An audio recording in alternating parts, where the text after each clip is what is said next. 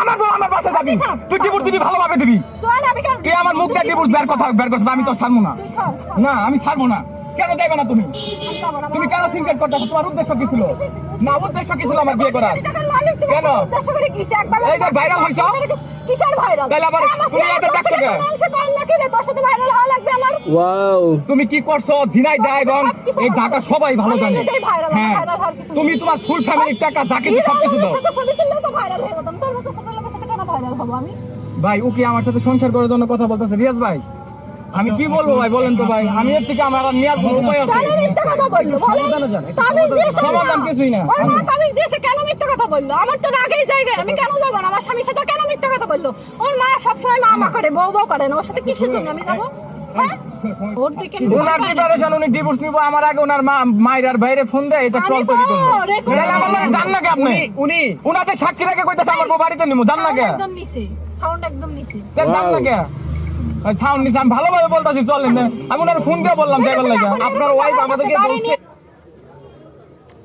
দাঁড়িয়েছি চলো তাও যাইবো না। আরাম জুতো কত জনে ভাই ধরেছে আমার না? ভাই আপনার বউকে আপনি নিয়ে মারবেন কিনা বাসা থেকে? কেন আমার বউ আমি মারবো? সেটা বলতে মারবেন কেন মারলে কি উনি থানায় এসে বসে থাকে তখন আমি পিলখানার ভিতরে ঢুকি? তুমি তো চাওছো কন্ট্রোভার্সি হয়ে গিয়েছে, এখন কোনো controversy না, আসেন। কন্ট্রোভার্সি তো থাকবে এখন, আবার ট্রেন্ডিং এ আজকে 3 মাস বউ নিয়ে বউ ভাই আমার কি গিয়েছে। ট্রেন্ডিং টাকা প্রয়োজন? আমার ভিডিও মিলিয়ন মিলিয়ন ভিউ, আমি কেন ট্রেন্ডিং যাবো? আমারে তাহলে 1 মাস আগের ভিডিও দেখি আচ্ছা দেখাবো নি। দেখ কানে হ্যাঁ ওয়াও, ভাই, হয়েছে, আমি স্বীকার বলবো, করছে এটা কিন্তু। প্ল্যান আমার প্ল্যান না বুঝছেন? ওরে আমি ডিভোর্স দেবো, আমার plan- ও আমার কাছ থেকে না বলবো না, আমি এইগুলো বললে সমস্যা হবে, থাকলে কম না হয় না না ভাই আপনি এটা বন্ধ করেন তো ভাই। আপনার বিষয় সব বলছি কিন্তু উনি।